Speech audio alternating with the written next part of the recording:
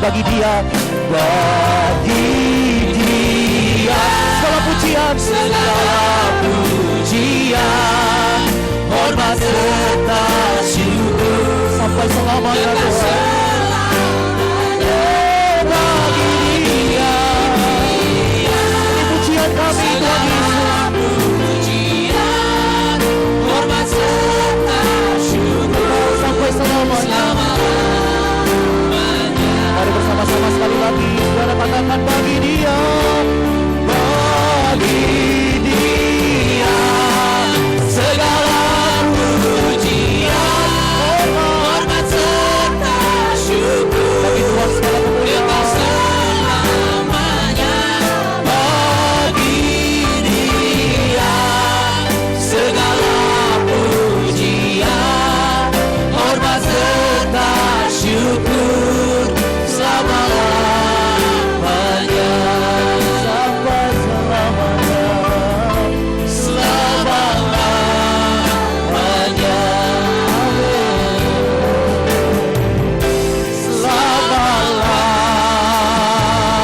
Selamanya. Puji Tuhan, silakan duduk kembali. Kita akan mendengarkan kata sambutan. Yang pertama dari Ketua Panitia, dalam hal ini diwakil oleh Bapak Arya Sasupit, MSI. Waktu kami persilahkan Pak.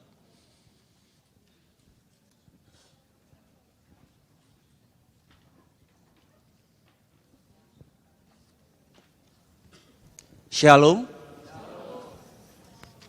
Yang saya hormati pimpinan persekutuan gereja-gereja dan lembaga-lembaga Injili di Indonesia, Bapak Nusremas. Yang saya hormati pimpinan Perkantas. Yang saya hormati pimpinan ketua STT di Indonesia. Dan teman-teman mahasiswa-mahasiswi yang saya kasihi. Peristiwa kebangkitan Kristus telah menjadi perdebatan utama dari zaman gereja awal.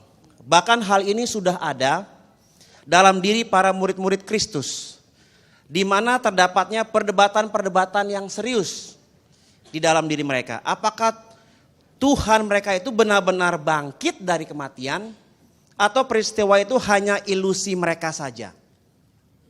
Dalam perkembangan kemudian, khususnya dalam abad-abad awal dalam sejarah gereja, perdebatan mengenai apakah Kristus benar-benar bangkit atau tidak mendapat tempat yang cukup luas di kalangan gereja dan aliran-aliran kepercayaan di sekitarnya.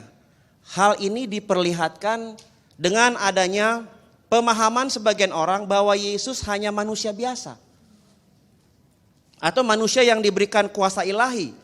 Misalnya pendapat kaum Ebonit, Gnotis, dan Arian. Jadi pendapat mereka tidak mungkin ia bangkit dari kematian. Karena ia hanya manusia biasa. Walaupun Alkitab dengan jelas memaparkan bahwa peristiwa kebangkitan Kristus adalah sebuah kenyataan. Bahwa Yesus sendiri pun menyebut dirinya sebagai kebangkitan dan hidup. Peristiwa kebangkitan Yesus terus menjadi perdebatan sepanjang sejarah perkembangan gereja dan teologi sampai sekarang ini. Khususnya pada abad ke-19 muncul teologi historis kritis yang disebabkan oleh kebangkitan filsafat pencerahan yang sangat menentang adanya kebangkitan bagi mereka yang sudah meninggal. Bahkan teologi kebangkitan Kristus yang dianut beratus-ratus tahun oleh gereja sebagai doktrin yang absolut benar dianggap tidak relevan lagi oleh para teolog historis kritis ini. Dan teologi-teologi seperti ini tentunya masih berkembang dengan subur hingga sekarang ini. Tentunya gereja tidak tinggal diam terhadap setiap pemikiran dan tindakan yang provokatif yang melemahkan doktrin kebangkitan Tuhannya. Namun demikian gereja juga harus memiliki jawaban-jawaban pamungkas dalam menjelaskan bahwa Kristus adalah benar-benar bangkit dari kematian. Dan bukan ilusi para murid-muridnya atau hanya sekedar mitos belaka. Pada kesempatan ini patutlah disyukuri dengan kehadiran Bapak Dr. Michael Licona yang merupakan pakar yang tepat dalam menjelaskan tentang kebangkitan Kristus. Beliau tentunya dengan segala keahlian yang dimilikinya akan memberikan penjelasan yang akurat dan sistematis tentang siapa, apa, dan bagaimana peristiwa kebangkitan Kristus itu. Dr. Michael Licona dengan segala penelitian dan data yang dikumpulkannya akan menyampaikan dengan objektif dan jelas bahwa peristiwa kebangkitan Kristus adalah nyata dan benar adanya. Melalui pendekatan-pendekatan alkitabiah, historis, dan ilmiah. Hal ini tentunya berguna bagi kita semua untuk menangkis bahkan mematahkan teologi-teologi atau teori-teori yang menyangkal peristiwa kebangkitan Kristus. Akhirnya saya atas nama Panitia Seminar Akademis Sola Scriptura 2013 mengucapkan selamat datang kepada para peserta dengan harapan kita akan mendapatkan pengetahuan-pengetahuan yang baru tentang kebangkitan Kristus, Tuhan kita yang berguna untuk diajarkan dan diwartakan dalam tugas pelayanan kita masing-masing. Supaya nama Tuhan dimuliakan di bumi dan di surga. Terima kasih, Tuhan memberkati. Terima kasih Bapak Ketua Panitia. Selanjutnya kita akan mendengarkan kata sambutan mewakili dari Sola Scriptura. Kami undang Bapak Dr. Sakeus untuk menyampaikan kata sambutan. Mari kita sambut dengan memberikan tepuk tangan yang paling meriah.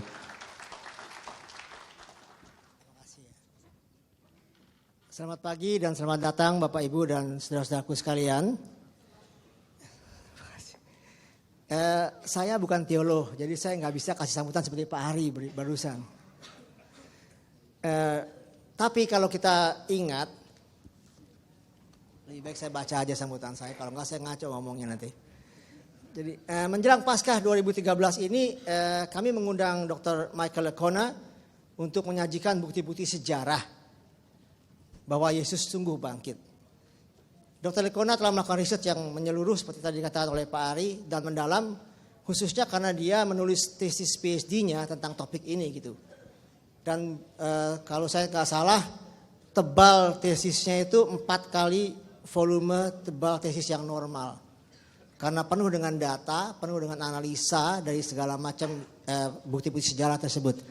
Tentunya beliau tidak akan menyajikan seluruhnya, yaitu ada dalam buku-buku yang akan dijual di sana. Sola Scriptura Bapak Ibu dan saudara-saudara tidak bermaksud untuk menempatkan fakta lebih tinggi dari iman. Tidak. Salah satu alasannya tentunya adalah karena manusia jujur saja tidak bisa mengumpulkan semua fakta yang ada tentang sesuatu. Jadi secara teoritis kita tidak ada gunanya mencoba mengumpulkan dan menempatkan fakta di atas iman kita. Iman kita akan kebangkitan Tuhan Yesus adalah karunia Allah saja. Saya kira kita semua setuju ya. By grace alone istilahnya. Bagi kita orang percaya, bukti kebangkitan Tuhan Yesus dialami secara pribadi dalam hidup kita yang berubah. Yang diubahkan oleh Roh Kudus sejak kita percaya.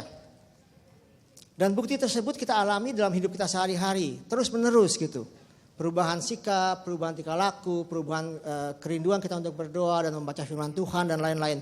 Nah bukti-bukti ini tentunya sudah jauh lebih kuat dari argumentasi apapun yang dilakukan oleh orang lain yang tidak sepakat dengan kita. Akan tetapi banyak orang sebetulnya terkesan akan apa yang Tuhan Yesus telah capai di kayu salib dan juga melalui murid-muridnya selama 2000 tahun ini. Dan tidak ada ahli sejarah manapun juga yang menyangkal bahwa kelahiran Tuhan Yesus telah mengubah sejarah. Completely change the history of the world. Itu adalah bukti sekuler yang kelihatan, yang terbukti dalam banyak kali buku yang diungkapkan. Banyak orang juga yang sangat terpesona dengan data-data ini dan kalau mereka menganalisa, mereka pikir wah ini hebat sekali orang ini gitu. Tapi toh mereka tidak percaya pada Tuhan Yesus sebagai Allah. Kalau kita bicara dengan mereka, kita sering ketemu kalau kita sedang coba PI, maka salah satu faktor yang sering dikatakan adalah mereka tidak bisa percaya ada orang yang sudah mati bisa bangkit lagi. Sering kita temukan bukan ya? Banyak faktor yang bikin orang tidak percaya. Tapi salah satu faktornya adalah mereka tidak bisa percaya ada orang yang sudah mati bisa bangkit lagi. Jadi dia bilang, teman-teman saya seringkali mengatakan, kalau jadi Kristen berarti saya kiss my brain goodbye katanya. Dan dia gak bersedia. Nah, usaha-usaha untuk menjelaskan hal ini secara sejarah sebagai fakta yang objektif adalah usaha-usaha untuk menjelaskan kepada teman-teman ini bahwa dengan menjadi Kristen, dengan percaya pada Tuhan Yesus, sama sekali tidak perlu kiss your brain goodbye. Karena kelahiran Kristus adalah sesuatu yang faktual, sesuatu yang secara sejarah dapat dibuktikan. Nah, itulah tujuan kita untuk menyelenggarakan acara pada hari ini dengan topik ini. Seperti ditulis oleh Rasul Paulus dalam 1 Korintus yang kita sudah kenal semua, kebangkitan Kristus adalah kunci dari iman kita. Kalau Kristus tidak bangkit, sia-sialah iman kita, sia-sialah pelayanan Paulus, sia-sia semuanya ini. Tapi ingin saya usulkan sedikit lebih jauh. Kalau demikian, maka sebetulnya kebangkitan Kristus adalah juga kunci iman orang lain. Karena kalau orang itu percaya pada Tuhan Yesus, maka dia tidak akan percaya pada iman yang lain.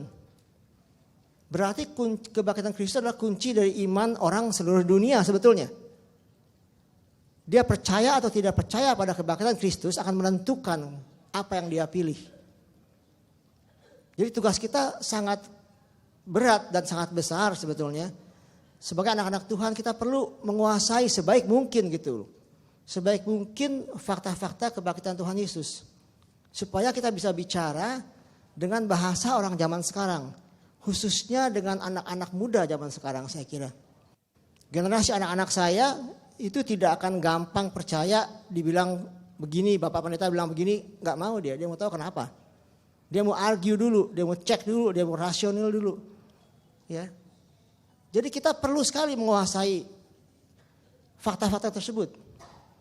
Nah, research dalam waktu-waktu mungkin 10-20 tahun terakhir itu makin banyak menunjukkan fakta-fakta ini. Dan akhirnya Dr. Lekona menyusun tesis tentang hal ini. Sehingga dia kumpulkan fakta-fakta ini dan dia susun dengan baik dan dia akan sajikan pada hari ini kepada kita.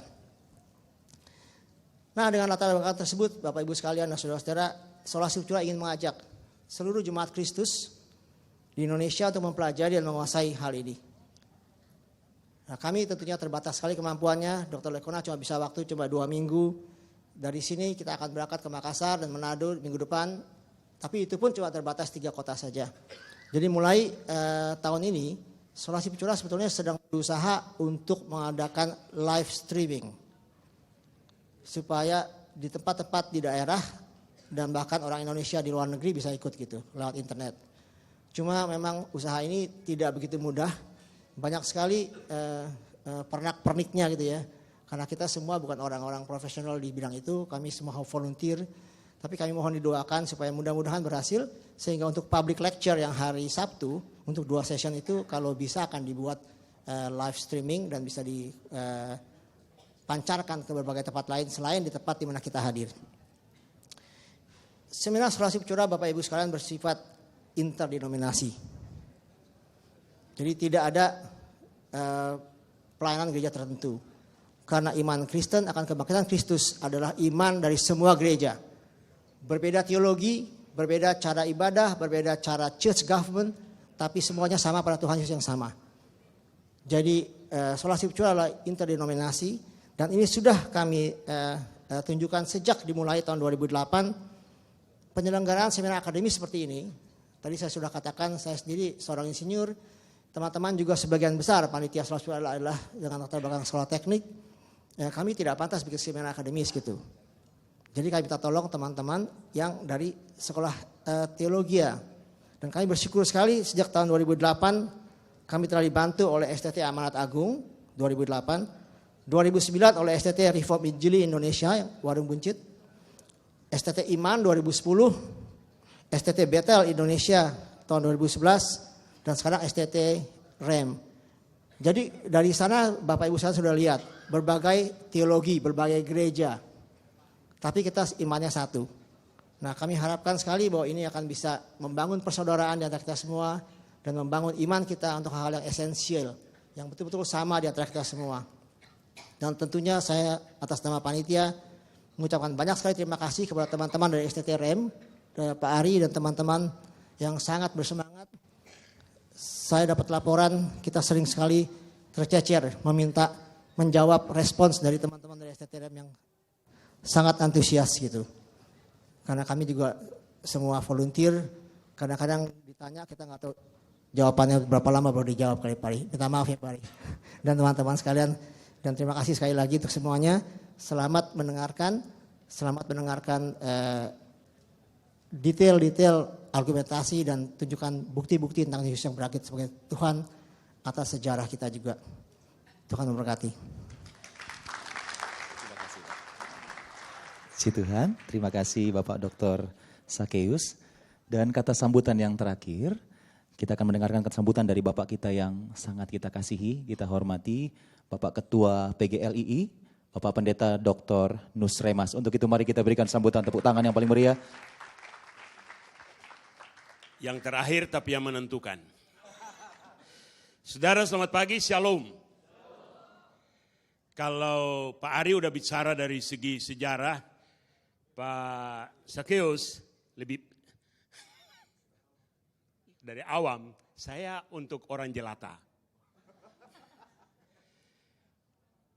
Hal yang paling menarik ketika saudara dan saudara kalau datang di Israel, datang ke tempat yang ditandai sebagai kubur Yesus, ada berapa tempat.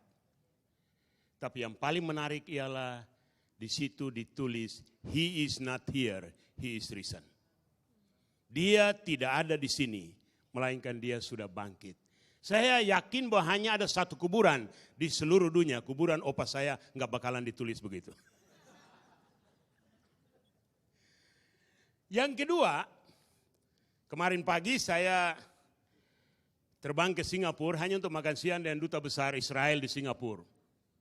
Dan ini pertemuan yang kedua. Dan saya bilang ke Duta Besar Israel itu, orang Israel dan orang Kristen sama-sama keluarga Allah. Orang Israel by choice, dipilih. Sedangkan orang Kristen by grace. Amin ya. Orang Injili mesti amin gitu ya. Lalu saya bilang, kalau choice Allah enggak usah bikin apa-apa, saya pilih aja deh udah selesai. Tetapi by grace itu Allah memberikan anaknya yang tunggal, mati dan bangkit. Saya tidak akan mengatakan kita menjadi keluarga Allah by grace kalau Yesus tidak dibangkitkan. Yang ketiga, hari ini lebih dari 40 tahun saya melayani. Itu adalah bukti Yesus bangkit. Tapi itu kan bagi saya, apalagi sebagai Ketua Umum Persekutuan Gereja dan lembaga-lembaga Injil Indonesia, ini para senior ada di sini, kalau saya tidak punya keyakinan itu langsung dicopot sebelum 2014. Tapi saudara-saudara, kita ada di tengah-tengah bangsa dengan penduduk mayoritas adalah umat Islam dan agama-agama lain. Mereka tidak mudah memahami apa yang kita pahami. Mereka tidak bisa hanya mana mungkin ada manusia yang bangkit. Mereka tidak tahu itu. Untuk berkomunikasi dengan mereka, kita perlu memperlengkapi diri dengan hal-hal yang bisa masuk di akal mereka. Tentunya pekerjaan Roh Kudus, peranan Roh Kuduslah yang membuat orang itu datang kepada Tuhan. Bukan pada semua penjelasan apapun. Itulah sebabnya gereja-gereja di Indonesia, baik PGI, PGLI, PGPI, dan lain-lain itu berkali-kali menyambut baik apa yang dikerjakan oleh teman-teman dari Sola Scriptura di Indonesia. Kalau tidak salah, ini yang kelima kali. Dan puji Tuhan, ini akan sangat membantu menjadi sebuah saham yang sangat penting bagi gereja-gereja di Indonesia yang belakangan ini saudara-saudara kita bersyukur gereja-gereja Tuhan Indonesia makin mengerucut, makin menjadi satu. Bulan Mei, nanti saya udah minta panitianya untuk memutar VCD 5 menit. Bulan Mei nanti ada Celebration of Unity, gereja-gereja Protestan, Katolik, Injili, Pentakosta, kecuali gereja setan tidak boleh ikut. Tapi semua gereja yang benar akan bersama-sama merayakan unity. Menyadari bahwa masing-masing dengan gaya yang berbeda, tetapi kita fokus pada satu, ialah Kristus yang mati dan bangkit untuk menebus kita, dan gereja ada sampai hari ini. Saya mau ceritakan sedikit pengalaman, satu kesaksian pendek dari Dr. Jewangu, Ketua Umum PGI. Dia pulang dari Jerman Desember tahun 2011. Dan kami dua ngobrol sebelum acara rekaman TV. Lalu dia bilang begini, Pak Nus, saya di Jerman kemarin, saya diundang untuk bicara di sekolahnya Bultmann. Itu kan tokoh liberal. Dan dia bilang begini, sebelum mulai, dia baru tahu di situ. Diusahakan untuk dirahasiakan, tetapi tidak bisa, akan diterbitkan bukunya. Sebelum Bultmann meninggal, dia panggil pimpinan-pimpinan sekolah teologi, panggil keluarganya, dan menjadi saksi buku-buku teologi yang ditulis itu dibakar. Dan dengan satu permintaan, tolong kembalikan saya pada iman masa kanak-kanak yang hanya percaya bahwa Yesus Kristus adalah juru selamat. Saya rasa ini sangat penting dan ini juga memberi perubahan paradigma di dalam perkembangan gereja Tuhan di Indonesia. So, thank you so much. We really appreciate Dr. Likona for your work hard in your research for at least 5 years. 6 years, praise the Lord. And what you want to do in this country, we do believe that it will be special, something very important for the church in Indonesia. We do pray that the Lord will bless you and use you in wonderful way to bless all the delegates here. Thank you so much, selamat berseminar, Tuhan memberkati. Baik, terima kasih Bapak Pendeta Dr. Nusremas.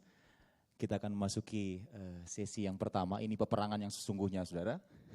Namun sebelumnya perlu diperhatikan Bapak Ibu saudara-saudara terkasih, selama penyampaian materi nanti, panitia akan membagikan selembar kertas untuk Bapak Ibu menulis pertanyaan, satu pertanyaan saja, tidak usah banyak-banyak, lalu nanti akan disortir, pertanyaan yang dianggap berkualitas itu akan disampaikan ke Bapak Dr. Likona untuk sesi tanya jawab nanti. Sekali lagi, selama pemaparan materi, Bapak Ibu akan menerima selembar kertas, lalu tuliskan pertanyaan di sana, dan pertanyaan itu akan diseleksi yang berkualitas untuk disampaikan ke Dr. Likona. Untuk itu, kita akan mulai sesi yang pertama. Mari kita sambut bersama-sama Michael Likona, PhD. Kita berikan tepuk tangan yang paling meriah. Michael Likona.